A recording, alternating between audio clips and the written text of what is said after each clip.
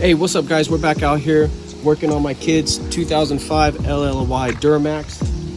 This is the cat eye version, obviously, as you can tell. So if you look at it, what we're going to be doing today, you can tell if you come on this side, he's got the 2015 up toe mirrors on it, and you can tell how they kind of kick up sideways, or it's not sideways, like they're slanted up. So what we're going to do today is we're going to show you how to make them level like we got here. All right guys, so what we're going to want to do is we want to get this cap off first. So there's a little tab on this side and there's a tab on this back side. The one on this back side is more of like a stabilizing clip, and it's not one that you want to be trying to pry off. It's this side that you want to pry off. The tools that I use are these they're panel removing tools. I use these because if you use any type of a screwdriver to get in here or anything like that, you'll gouge this thing all up and make it look bad. A little bit. You see as I apply a little bit of pressure, it creates that opening right there. It won't go in very far because there's a little lip that it rides along. So all we want to do is just pull it down, stay in the groove, pull it down, and when you get in the middle, stay in there. There it goes. So if you come over and look on this side. So as you can see, we were just riding along that lip until we got on the clip, and then just give it a little push. So you're not really pushing down on here. What we're doing is we're getting under here and just pulling it back a little bit. So you know, it takes a little bit of time, but doing it like this, you know, it's not all damaged. So this is what you have. So you can tell this is a little bit longer clip that you're able to just depress a little bit versus this one here. See how that one's locked in there. All right guys, so what we're gonna do is you're gonna pull out both the top two screws. You pull those out all the way, and then these ones you're just gonna loosen up just a little bit. That way you can work with this.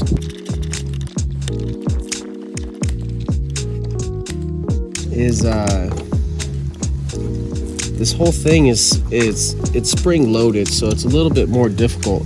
See this thing here, this flat metal in the back? You can't really see it, but there's actually a spring on this side, and it kind of keeps pressure on your mirror.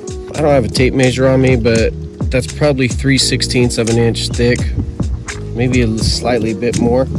So that's how much this is going to be kicked out, is right there. So because you're taking up that space, you know, you figure you add that 3/16 in there, that puts a limit on how much actual bolt you have in your area in the back. So what I did is I went and bought a little bit longer bolt. That way we still have a good amount of threads inside there.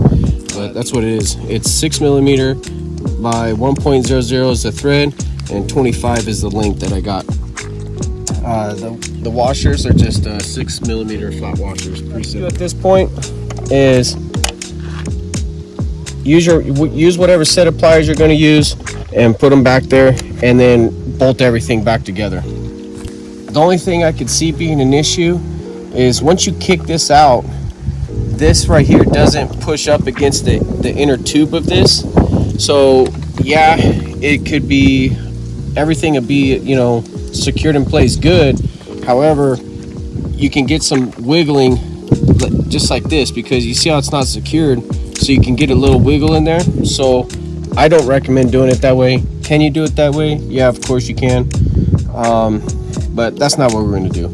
So I broke out the tripod to show you how we're going to do this. All right, so we got both those screws out. So now you can see we can pull this bracket out of here. So now you can kind of get a little bit better idea what I was talking about. So you have this bracket right here. So if you don't secure all the way in there, you're not going to flush up against this, and that's what caused that rocking motion. So I'll show you right now how we plan on fixing that. What I got right here is just some rubber gasket. So all I'm going to do is just put this in here like this, put this flush up on top, cut out the hole right there, and then this will allow us to flush up there. So I'll show you guys the final product here. So I'm just going to take a little bit of this, the E6000 adhesive. Don't need very much. Just want to put this on there just to hold the gasket so that we're not having to deal with it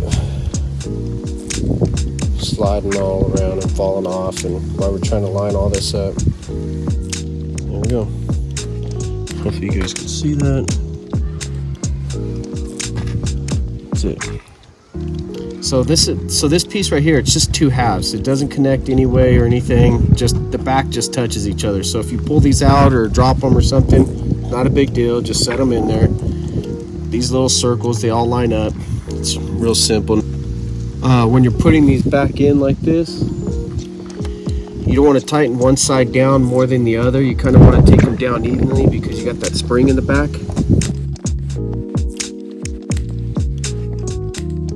So now we got to get the our 3 washers. So you can do 2 washers or you could do 3. We did 3 just to try to get it as level as we could, but it will require some work on the cap.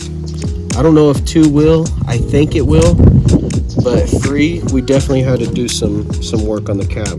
So there we go. We'll take our longer screw, get our setup just like there, just get it in there just enough just to get that bolt through them, just like that.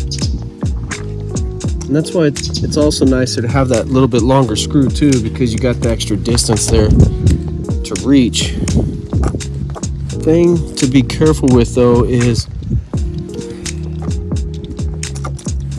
what we're screwing into here is aluminum, and those threads are they're real fine. So you want to be careful not to get the threads twisted up or gnarled up inside there. If it's not screwing in smoothly, then don't force it, because you'll have to go get a tap to fix the threads. If it gets tight and you're not butted up against the bracket, just stop, because you're gonna end up messing it up. And it's easier just to go buy a, how much was that tap? $9 or something? It's like a $9 tap.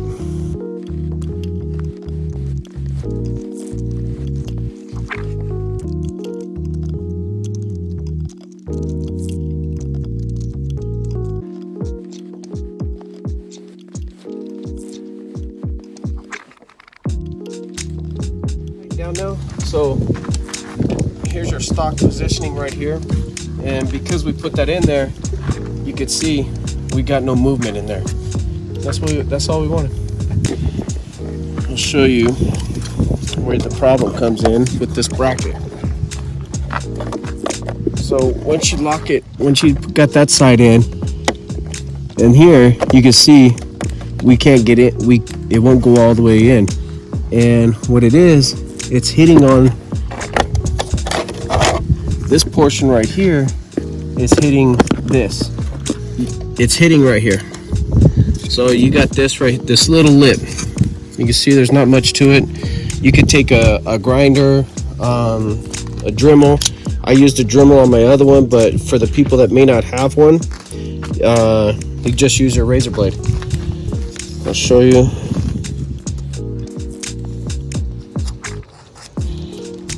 It cuts real easy.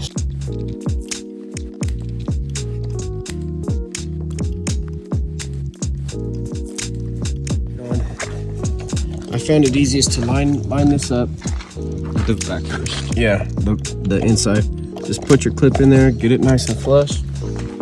Come back around over here, and you can see our little clip right here. Just needs to go in, and